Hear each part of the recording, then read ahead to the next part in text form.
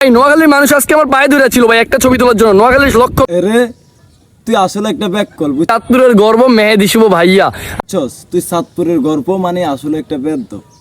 তো আসলে কি বলতাম, নোয়াখালী মানুষ তোর পা চাইতে ধরছে, মানে পা ধরতে চাইছে, হাজারো চেষ্টা করছে, লক্ষ লক্ষ মানুষ। সাপা মানুষ সাপা, কি সুন্দর চেহারা, নাম রাখছে ফেরা। হের বেটা ফাইজিল। লক্ষ লক্ষ মেয়ে আজকে কান্না করছে, আমার সাথে একটা ছবি তুলতে পারে না। রে লক্ষ লক্ষ মাইয়া তোর ফাঁসাবি ধরতে গেছে। আই রে কি বোকা শহরে আমরা বাস করতেছি মানুষ, মানে আমাদেরকে বুঝাস।